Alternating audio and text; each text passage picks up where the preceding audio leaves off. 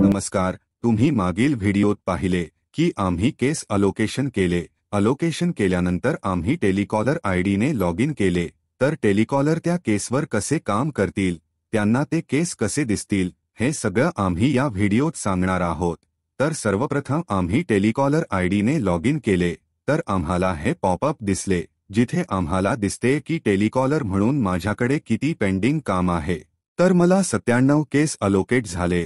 त्यामुळे 97 कॉल्स माझ्या पेंडिंग आहेत आणि 97 विजेट माझ्या एक्झिक्युटिव्हच्या पेंडिंग आहेत. तर हे मला 2 कामे आता दिसत आहेत. तर यापुढे मी फीडबॅक अपडेट करत जाईल, मला माझे काम दिसत जाईल. हा मला पॉपअप येतो. हा एक टाइम सेट असतो की दर 15 मिनिटांनी किंवा 30 मिनिट किंवा 60 मिनिट असे आम्ही वेळ सेट करतो. तर हे पॉपअप स्क्रीनवर येते. तर आम्ही गो बटनावर क्लिक केले. तर सिस्टममध्ये जिथे 97 कॉल्सचा डेटा आहे ते ओपन झाले. तर इथे आम्हाला डॅशबोर्ड दिसतो, जो आम्ही पहिल्या व्हिडिओत तुम्हाला दाखवला आहे. तर डॅशबोर्डबद्दल जास्त माहितीसाठी तुम्ही आमचा मागील व्हिडिओ पाहू शकता. तर आता कॉलरला जे केस लोकेट झाले आहेत ते माय अलोकेशनमध्ये येतात. तर माय अलोकेशनमध्ये आल्यावर त्यांना दिसते की 97 केस त्यांना अलोकेट झाले आहे, ज्यामध्ये आज एक पेड 0 आहे. आजचे पेड कलेक्शन 0 आहे. आजचे ऑनलाइन पेड काउंट 0 आहे. आजचे ऑनलाइन पेड कलेक्शन 0 आहे. आजची पीटीपी 0 आहे. आजची कॉलबॅक 0 आहे. आजचे अप्रोच अजूनही 0 आहे. टोटल पेड अजूनही 0% झाले आहे. एनसीटी 0% आहे. आणि पीटीपीची पर्सेंटेज ही 0 आहे. त्याशिवाय आम्ही इथे कोणताही एक लोन नंबर शोधू शकतो. कस्टमरच्या मोबाईल नंबरने शोधू शकतो. कस्टमरचे नाव आणि पत्त्यानेही शोधू शकतो. जर आम्हाला फिल्टर वापरून काम करायचे असेल तर फिल्टर आम्ही वापरू शकतो. एवढे सारे फिल्टर मिळतात. जर एक टेलिकॉलर मल्टिपल प्रोडक्ट्स करते तर इथे तिला जसे SDFCTW लोन दिसते तसे त्याच्या साईडला दुसऱ्या प्रोडक्ट्सची नावेही दिसत असती. जर ती दुसरे प्रोडक्ट्स करत असती तर आता आम्ही SDFCTW लोनचेच प्रोडक्ट दिले आहे. तर एकाच प्रोडक्टचे केस येत आहेत आणि एकाच प्रोडक्टचे नाव इथे दिसते. सिलेक्ट स्टेटस वाइज फिल्टर वापरून आम्ही काम करू शकतो. कोडचा फिल्टर वापरून काम करू शकतो. आता कोड तुम्हाला 2च दिसत आहेत, नो विजिट आणि नो कॉल, कारण अजून याशिवाय कोणतेही कोड आम्ही घेतले नाही. तर जसेजसे ते कॉल करत जातील या कोडसाठी फीडबॅक टाकत जातील, ते कोड इथे अपडेट होत जातील. एक्झिक्युटिव्ह वाइज कॉलिंग करायचे असेल, बकेटनुसार कॉलिंग करायचं असेल, पॉसनुसार करायचे असेल, इथे तारीख तेव्हाच येते जेव्हा ते कॉलिंग सुरू करतात, फीडबॅक अपडेट करायला सुरू करतात. तर त्याच्या तारीखेनुसार इथे आम्ही तारीख घेऊ शकतो. रिस्क बाइंड, जर हाय रिस्क असलेल्या कस्टमर्सला कॉल करायचे असेल, मीडियमवाल्यांना करायचे असेल, लोवाल्यांना करायचे असेल. Bank area, excel file upload करताना जिथे बँक एरियाचा कॉल होता तिथे आम्ही एरिया ॲड केला होता. तो एरिया इथे आम्हाला दिसतो. एनसीटी रेकॉर्डमध्ये 4 कोड येतात. NR not reachable, NCT not contactable, SW switch off, CR continue ringing. तर इथून आम्ही त्या रेकॉर्ड्स पाहू शकतो. सिलेक्ट प्रोडक्ट वाईज जर आम्हाला फिल्टर घ्यायचा असेल तर तो आम्ही घेऊ शकतो. लास्ट पेमेंट, कस्टमरने ज्या डेटला पेमेंट केले आहे त्याची डेट रेंज घेऊनही आम्ही फिल्टर घेऊ शकतो. वर्किंग स्टेटस, वर्केबल आणि नॉन वर्केबलमध्ये NCT कॉन्टॅक्ट येतात. NCT कॉन्टॅक्ट काढून उरलेले सर्व कोड्स वर्केबल आहेत. NCT मीन्स NCTचे ते 4 कोड्स जे मी तुम्हाला आत्ताच सांगितले ते नॉन वर्केबल आहेत. त्याशिवाय सर्व कोड्स वर्केबलमध्ये येतात. तर हे सर्व लोन आले. याशिवाय जर आम्हाला कोणत्याही लोनवर कोणतेही काम करायचे असेल तर समजा मी एक लोन नंबर ओपन केला. लोन नंबर ओपन केल्यानंतर हे माझे लोन डिटेल पेज आहे. तर इथे सर्वात वर मला दिसते की mine cases 97, solve 0, mine means as a telecaller म्हणून माझ्याकडे 97 केस आहेत, ज्यापैकी अजून एकही सॉल्व्ह झाला नाही. युअर्स मीन्स माझा जो एक्झिक्युटिव्ह आहे, या केसवर अनालिका गोंड, तिला 60 केस मिळाले आहेत, ज्यापैकी सॉल्व्ह 0 आहे. कारण बेसिकली एक्झिक्युटिव्ह वारंवार कॉलरला विचारतो की माझे किती झाले आहे, त्यामुळे तुम्ही त्याला सहज सांगू शकता की तुझे इतके झाले. जर बँकेकडून तुम्हाला या केसचा स्टेट कार्ड मिळाला आहे, स्टेट कार्ड अपलोड करणे मी मागील व्हिडिओत सांगितले होते, तर तिथून तुम्ही पाहू शकता. जर आमच्याकडे या लोन नंबरचे स्टेट कार्ड असेल तर एड नोट्सचे कॉलम ब्लू होईल, तसेच हे देखील ब्लू होईल, तर आम्हाला कळेल की हो आमच्याकडे स्टेट कार्ड आहे.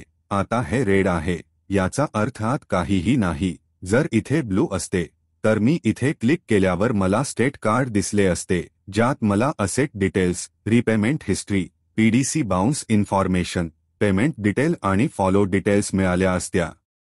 एड नोट्स हा एक असा कॉलम आहे ज्यात या लोन नंबरच्या रिगार्डिंग काहीही माहिती लक्षात ठेवण्यासाठी टाईप करून सेव्ह करून ठेवू शकतो, जे कोणत्याही रिपोर्टमध्ये दिसणार नाही आणि कोणत्याही बँकरला कळणार नाही. कारण कस्टमरसोबत टेलिकॉलरचे इंटरॅक्शन होतो, तर टेलिकॉलरला माहीत असते की कस्टमरचा स्वभाव कसा आहे, तो पेमेंट कसा करतो, 4 वेळा कॉल केल्यानंतर उचलतो किंवा 3 वेळा पीटीपी ब्रेक केल्यानंतर तो पेमेंट करतो. जे काही आहे XYZ रिजन, तर ते आम्हाला इथे आमच्या माहितीसाठी टाईप करून सेव्ह करून ठेवू शकता. इथे एड नोट्सवर क्लिक केल्यावर तो एरिया ब्लू होतो. जर मी याला डिलीट केले तर हे पुन्हा रेड होईल, जसं स्टेट कार्डवाला कॉलम झाला आहे. इथून आम्हाला केसचे स्टेटस दिसते. या केसचा executive, telecaller, team leader, supervisor, portfolio कोणते आहे, बकेट कोणते आहे, एरिया, टीम, सेगमेंट आणि बँकरचे नाव. तर आमचे जे एक्झिस्टिंग डायलर सिस्टम आहे ते आमच्या सिस्टमसोबत इंटिग्रेट होते. तर इथे तुम्हाला डी बटन दिसते.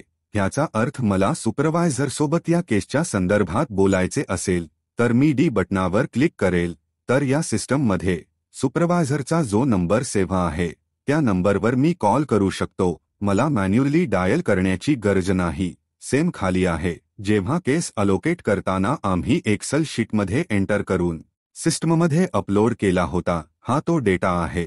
तर इथे तुम्हाला कस्टमरचा मोबाईल नंबर दिसेल. जर सिस्टम इंटिग्रेट असेल तर डी बटनावर क्लिक केल्यावर कस्टमरला कॉल लागेल, जो तुम्ही कोणत्याही लोन नंबरवर फीडबॅक टाकता. आपण म्हणतो की डिस्पोज करायचं आहे, तर ते करतो. तर इथून डिटेल पाहून कस्टमरला कॉल केला. कॉल केल्यानंतर इथे ते डिटेल्स फिल करायचे आहे. तर सर्वात पहिला कॉलम कॉन्टॅक्ट मोड. जर टेलिकॉलरने फोन केला असेल तर फोन. जर मुलाने जाऊन व्हिजिट केली आहे तर मुलाचा फीडबॅक तुम्ही टाकू शकता. ते आपला फीडबॅक मोबाईल ॲपमधून स्वतः टाकतात. पण इन केस त्यांच्या मोबाईलमध्ये काही प्रॉब्लेम आहे किंवा ते अँड्रॉइड फोन वापरत नाही किंवा त्याने पिकअप केले, तर पिकअपवाल्यांचा फीडबॅक तुम्हालाच टाकायचा आहे. तर हे 2 कॉन्टॅक्ट मोड आहेत. तर आधी फोनचे कोड पाहू. फोनमध्ये कोणकोणते कोड आहेत. तर फोन नंबर हे ऑप्शन सिलेक्ट केले. कस्टमरला कोणत्या नंबरवर आम्ही कॉल केला होता तर तो सिलेक्ट केला. त्यानंतर कोड काय आहे, तर कोड कस्टमरसोबत बोलल्यानंतरच कळतो की तो कस्टमर एनसीटी आहे की एनसीटीच्या 4 कोडपैकी एक कोड आहे. जर फोन रिसीव्ह झाला नाही तर continue ringing, not reachable, switch off, NCT हे 4 कोड कस्टमरसोबत संवाद साधला नाही तरी घेतले जातात. उरलेले कोड कस्टमरसोबत बोलल्यावरच कळतात. कस्टमरने पेमेंट करण्याचे आश्वासन दिले. पेमेंट करण्यासाठी पीटीपी देत आहे, तर PTPDT, promise to pay date. Second code आहे पीटीपी1. कस्टमरने मागील महिन्यात पीटीपी दिली होती, पण त्या डेटला कस्टमरने पेमेंट केले नाही. तोच कस्टमर पुन्हा तुम्हाला पीटीपी देत आहे, तर त्यासाठी पीटीपी1 कोड वापरतात. म्हणजे एक किंवा एक पेक्षा अधिक पीटीपी ब्रेक झाल्यानंतर पुढच्या वेळी जेव्हा आम्ही पीटीपी घेतो तर त्यासाठी पीटीपी1 वापरावा लागतो. एमएसजी म्हणजे तुम्ही कस्टमरसाठी मेसेज ड्रॉप केला आहे. कस्टमरने कॉल बॅक करण्यासाठी सांगितले आहे, तर सीबी. कंटिन्यू रिंगिंग आहे, तर सीआर. नॉट रिचेबल आहे, तर एनआर. स्विच ऑफ आहे, तर एसडब्ल्यू. नॉट कॉन्टॅक्टेबल आहे, तर एनसीटी. डिस्प्यूट आहे तर डीआयएसपी. कस्टमर पैसे देण्यास नकार देत आहे तर NITP not interested to pay. Customer out station आहे तर ओएस. कस्टमर ऑनलाईन पेमेंट करतो तर ऑनलाईन पे. विजिट ऑप्शनवर क्लिक केले तर एक नवीन कॉलम ओपन झाला. प्लेस कॉन्टॅक्टेड तर यात आम्ही रेजिडेन्स ऑप्शन सिलेक्ट केले. कस्टमरला तुमचा एक्झिक्युटिव्ह भेटला तर रेजिडेन्स कोड सिलेक्ट केला. आणि नो कॉलचा कॉलम हाईड झाला. कोड यात एक कोड एड झाला आहे पे. पेडमध्ये फिजिकल पेड यात एक्झिक्युटिव्ह पैसे कलेक्ट करतो. दुसरा कॉलम सेम आहे. हे सर्व सेम आहेत. शिफ्टेड तुम्हाला माहित आहे की कस्टमरने ॲड्रेस बदलला आहे. जर नवीन ॲड्रेस तुमच्याकडे आहे किंवा कस्टमरची कोणतीही माहिती तुमच्याकडे आहे किंवा तुम्ही त्याच्या संपर्कात आहात तर इथे शिफ्टेड कोड वापरतो. स्किप कोड कस्टमरचा आमच्यासोबत कोणताही संपर्क होत नाही तर यात आम्ही स्किप कोड घेतो. डोर लॉक जर कस्टमरचे डोर लॉक आहे तर डीएल. ऑनलाईन सेम आहे. पुढचा कोड आहे रेपो. हे सर्व कोड आहेत आणि या कोड सोबतच आम्हाला काम करायचं आहे. तर समजा एखाद्या कस्टमरला आम्ही कॉल केला तर एक पीटीपी कोड घेतो. तर कस्टमरकडून आम्ही पीटीपी घेतले. पर्सन कॉन्टॅक्टेड कस्टमर तर इथे रिमार्क टाकला. रिमार्क टाकल्यानंतर प्लेस कॉन्टॅक्टेड हाईड झाले कारण फोन मोडमध्ये आहे. एक्शन अमाउंट किती अमाउंटसाठी आपण कस्टमरशी बोलत आहोत तर ती अमाउंट घेतली. नेक्स्ट एक्शन डेट कस्टमरने पीटीपीची डेट दिली आहे ती डेट सिलेक्ट केली. नेक्स्ट एक्शन टाइम कस्टमरने आज संध्याकाळी 5 वाजेचे पीटीपी दिली आहे. पीटीपी मोड कस्टमर कसे पेमेंट करणार कॅश चेक डीडी ऑनलाईन तर ते सिलेक्ट करायचे आहे. पीटीपी ॲड्रेस कस्टमरने सांगितलं की घरून पेमेंट करेल त्यामुळे इथे लिहिले रेसिडेंट. त्यानंतर लँडमार्क जर काही दिले असेल तर आता आपल्याकडे कस्टमरचे एवढे नंबर आहेत परंतु कस्टमरने आपल्याला एक नंबर अजून दिला की जर तुम्ही नेक्स्ट टाइम कॉल कराल तर ह्या नंबरवर करा. तर तो नंबर आपण येथे टाईप करून सेव्ह आणि कंटिन्यू करू तसा तो नंबर येथे अपडेट होईल. पहा जस्ट त्या नंबरला सेव्ह आणि कंटिन्यू केले तसा तो नंबर सेव्ह झाला आणि त्याची ट्रेल तयार झाली जी आम्ही पीटीपी बनविली आहे. तर एका केसवर जेवढे काम केले आहे ते सर्व आम्ही केस हिस्ट्रीमधून पाहू शकतो. कोणत्या तारखेला आम्ही काय केले त्यानंतर कस्टमरसोबत काय चर्चा झाली. जर विजिटला मुलगा गेला होता तर काय झाले ते सर्व. एका लोन नंबरवर जेवढे फीडबॅक आहे ते केस हिस्ट्रीमधून बघू शकतो. तर येथे पूर्ण डिटेल्स दिसेल. रिकॉन हिस्ट्री तुमच्या अकाउंट डिपार्टमेंटद्वारे जर ह्या लोन नंबरचा कोणी शेड्यूल आणि रेकॉर्ड बनवला असेल तर तुम्ही येथून बघू शकता. जर या लोन नंबरवर कधी पिकअप केले असेल तर तुम्ही येथून पिकअप हिस्ट्री पाहू शकता. तर हे पीटीपी कोड होते. जर पिकअप करण्यासाठी मुलांना रिक्वेस्ट पाठवायची असेल तर त्यासाठी येथे पिकअप रिक्वेस्टवर क्लिक केले. ज्या एजंटकडून तुम्हाला पिकअप करायचे आहे त्याचे नाव सिलेक्ट केले. पिकअपची डेट पिकअपचा टाइम समजा 5 वाजता ह्या कस्टमरचे पिकअप करायचे आहे ज्याने पीटीपी दिले आहे तर येथे पिकअपचा ॲड्रेस आम्ही सिलेक्ट करू. तर हे आहे resident address coapplicant address reference 1चा ॲड्रेस रेफरन्स 2चा ॲड्रेस किंवा पीटीपी घेताना जो ॲड्रेस टाईप केला होता तो पीटीपी ॲड्रेस सिलेक्ट केला. जसे मी येथून सेंड क्लिक करेन तसे रोहनला त्याच्या मोबाईलवर एक टेक्स्ट मेसेज जाईल ज्यात त्याला पूर्ण लोन डिटेल्स पीटीपीचा टाइम पीटीपीची डेट आणि त्या जागेचा ॲड्रेस हे सर्व डिटेल्स त्याला जातील की ह्या डेटला किती वाजून किती मिनिटाने किती कलेक्शन करायचे आहे. तर तो जाऊन त्याचे पिकअप करू शकतो. त्यांना काहीही कॉल करून सांगण्याची गरज नाही की हे पिकअप आहे. ऑनलाईन पेमेंट कॉन्टॅक्ट मोडमध्ये फोन ऑप्शन सिलेक्ट केले. नो कॉडमध्ये मोबाईल ऑप्शन सिलेक्ट केले. कोड ऑनलाईन पेडवर क्लिक केले. पर्सन कॉन्टॅक्ट कस्टमर रिमार्क जे काही रिमार्क ठेवायचे आहे ते. एक्शन अमाउंट कस्टमरशी किती अमाउंटसाठी चर्चा केली आहे. पेमेंट मोड ऑनलाईन कस्टमर म्हणाला की मी 4000 रुपये अमाउंट ट्रान्सफर केली आहे. पेमेंट डेट आजची. ऑनलाईन पेमेंटमध्ये रिसिप्ट नंबर नसतो.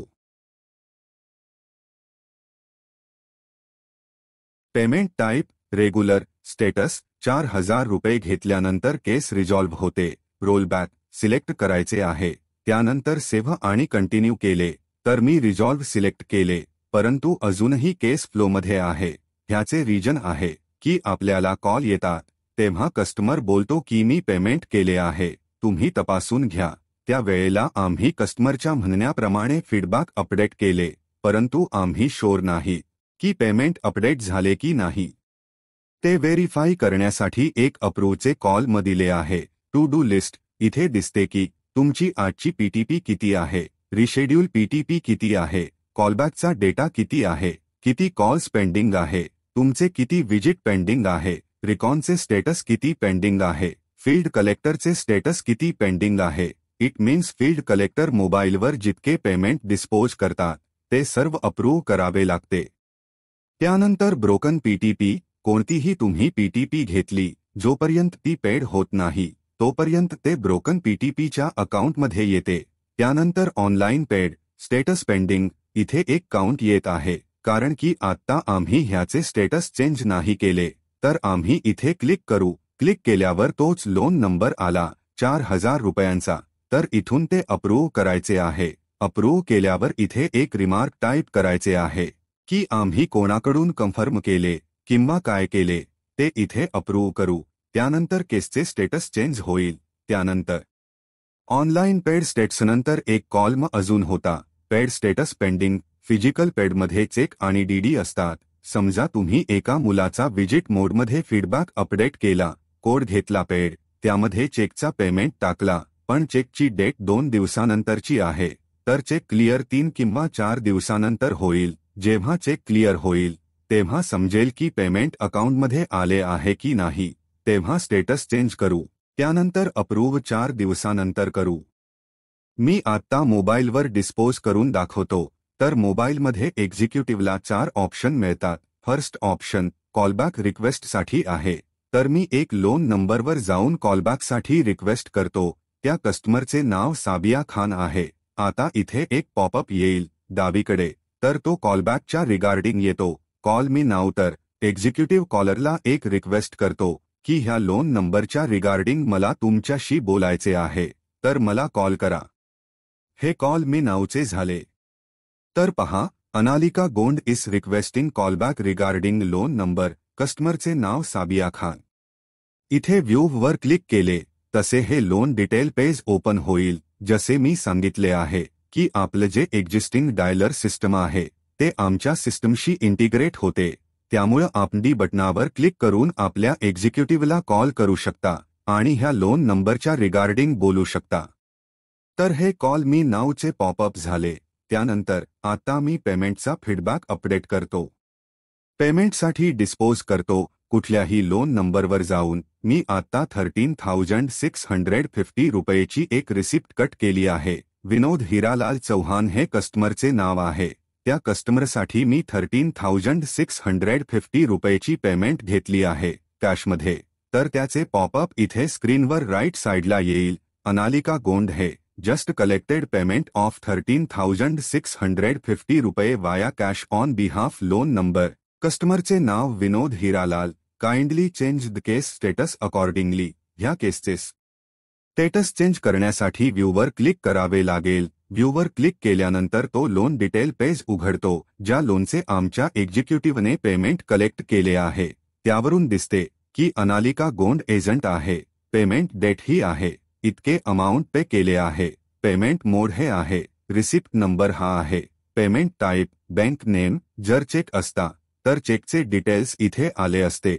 केसचे स्टेटस आणि रिमार्क काय असेल तर येथून बघू शकतो. जस इथे सेव्ह आणि कंटिन्यू करू तशी ही केस रेसोल्व्ह किंवा रोलबॅक होईल. इन केस ज्या वेळेला आपण पेमेंट घेतले, कलेक्ट केले, अपडेट केले, पण त्या वेळेला तुम्ही चेअरवर नव्हते, तुम्ही तुमच्या सीटवर नव्हते, तुम्हाला पॉपअप मिळाले नाही, तर तुम्ही नंतर कधीही येथे क्लिक करू शकता. जसे मी तुम्हाला सांगितले होते. तर फील्ड कलेक्टर स्टेटस पेंडिंगवर क्लिक केले तर जितके केस पेंडिंग असतील इतके येतील. तर पहा, पेंडिंग दिसत आहे. हे केस ते 3650 रुपयांसाठी आहे. तर येथून आम्ही अप्रूव्ह करू शकतो. तर म्हणजे आपण त्याला पर्यायी करू शकता. तर हे स्टेटवरून अप्रूव्ह करण्याचे झाले. आता मी मोबाईल ॲपवरून कोणत्याही एक लोन नंबरचा ट्रेल अपडेट करतो की एक्झिक्युटिव्हची ट्रेल कशी बनते. तर मी कस्टमरला भेटला एक लोन नंबरवर आणि कस्टमर स्किप आहे. तर नेक्स्ट एक्शन डेट मी ह्या महिन्याच्या 29 तारखेची घेतली. नेक्स्ट एक्शन टाइम 3 वाजता घेतले. तर मी स्किप कोड टाकून अपडेट केले तर त्याची ऑटोमॅटिकली ट्रेल तयार होईल. त्याला रिमार्क देण्याची गरजच नाही कारण आम्ही त्याला रिमार्कचे ऑप्शनच दिले नाही. कारण एक्झिक्युटिव्ह जसा कोड सिलेक्ट करेल तसा त्याचा रिमार्क ऑटोमॅटिकली बनेल. तर टेलिकॉलरला फीडबॅक कसे अपडेट करायचे हे पाहिले. ऑटोमॅटिकली ट्रेल कशी बनते हे आपण बघू. रिपोर्टमध्ये जाऊ. ट्रेल रिपोर्ट आहे. इथे आम्हाला हे सर्व फिल्टर मिळत आहे.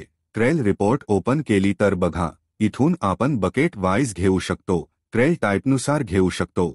आपल्याला विजिटची पाहिजे की फोनची एक्झिक्युटिव्ह वाईज घेऊ शकतो. टीम लीडरची कोड वाईज घेऊ शकतो. तारखेनुसार घेऊ शकतो आणि पर्टिक्युलर लोन नंबरनुसार घेऊ शकतो. तर आपल्या प्रोडक्टसाठी सर्व ट्रेल पाहायचे असेल तर 4 रेकॉर्डच्या ट्रेल रिपोर्टवर क्लिक करून एक्सपोर्ट केल्यावर आपल्याला हे रिपोर्ट एक्सेल शीटमध्ये मिळेल. तर शीटमध्ये काही चेंज करायचे असेल तरी आपण चेंज करू शकतो. तर ट्रेल रिपोर्टमध्ये आले. ट्रेल रिपोर्टमध्ये बकेट, लोन नंबर, कस्टमरचे नाव, एक्शन डेट. तर मी मोबाईल ॲपमधून जो फीडबॅक घेतलेला हा तो फीडबॅक आहे. कॉन्टॅक्ट मोड 2 विजिटचे, 2 फोनचे, 1 पेडचा, 1 स्किपचा. आधी आम्ही PTP काढली त्यानंतर ऑनलाईन पेड केले तर 4 ट्रेल झाल्या. त्यानंतर बघा त्यांचा रिमार्क आपोआप बनतो. जे एक्झिक्युटिव्ह आहे त्यांच्यासाठी रिमार्क टाकलाच नव्हता. PTP घेताना आणि ऑनलाईन पेमेंट अपडेट करताना हे 2 रिमार्क आम्ही सिस्टममधून टाकले होते. पण जेव्हा मोबाईल ॲपमधून पेमेंट केले तेव्हा आम्ही काही रिमार्क टाकले नाही. तर हे रिमार्क कोडनुसार त्यांनी जनरेट केले. Payment of 3650 via cash by relative at residency. Skip code घेतला तर इथे ऑटोमॅटिक रिमार्क अपडेट झाला. At residency address and office address. Spoken with person meet. Customer is not contactable on both address. Shifted from residence and left office. तर हा स्किपसाठी remark आहे. तर ही trail report download करून जर त्यात काही चेंज करायचे असेल तर चेंज करू शकता. त्यानंतर तुम्ही बँकेला देऊ शकता. तर रिपोर्ट अजूनही तुम्हाला दिसतो. Collection report, feedback report, intensity report, claim paid report, pickup report. त्यामुळे टेलिकॉलर आयडीवर तुम्हाला 56 विविध प्रकारची रिपोर्ट दिसत आहेत. रिपोर्टबद्दल अधिक माहितीसाठी तुम्ही दुसरा व्हिडिओ पहा. PBR मध्ये रिझोल्यूशन मॅट्रिक्स दिसते. तर हे तुम्हाला बकेटनुसार दिसते. जर हे एक्झिक्युटिव्हच्या दृष्टीने पाहायचे असेल तर फील्ड कलेक्टरवर क्लिक केले फिल्टर वापरून तर एक्झिक्युटिव्ह वाईज दिसतो की कोणाला किती केस अलोकेटेड झाले आहे, त्यांची टोटल पॉस किती आहे, फ्लोमध्ये किती आहे आणि रिझोल्व्ह किती झाले आहे. तर येथून आम्हाला सर्व रिपोर्ट दिसतो. त्यामुळे आम्हाला त्यासाठी वेगळी शीट बनवायची गरज नाही. तर आम्ही येथून सर्व काही पाहू शकतो.